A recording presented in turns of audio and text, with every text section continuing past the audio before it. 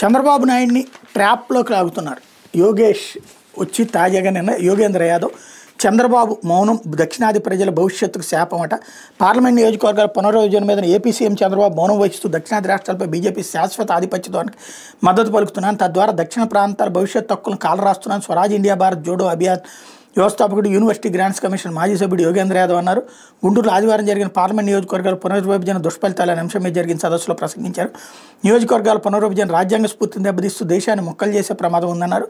కొందరు స్వార్థ నాయకులు తమ పదవుల కోసం దేశ సమగ్రతను దెబ్బతీసే ప్రయత్నం చేస్తున్నారని విమర్శించారు.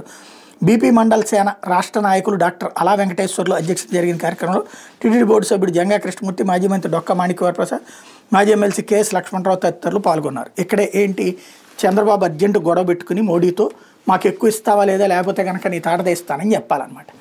అక్కడ ఇప్పుడు ఎన్ని ఉన్నాయి, నార్త్కి ఎన్ని ఉన్నాయి, ఇప్పుడు సౌత్కి ఎన్ని ఉన్నాయి సీట్లు.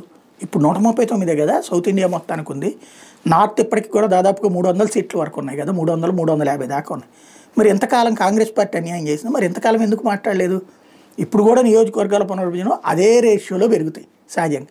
కానీ ఇక్కడ మనకు కావాల్సింది ఏంటంటే రెచ్చగొట్టాలా, ఏదో ఒకటి ప్రజల్లో ఒక అభద్రత, అపనమ్మకాన్ని కల్పించాలా.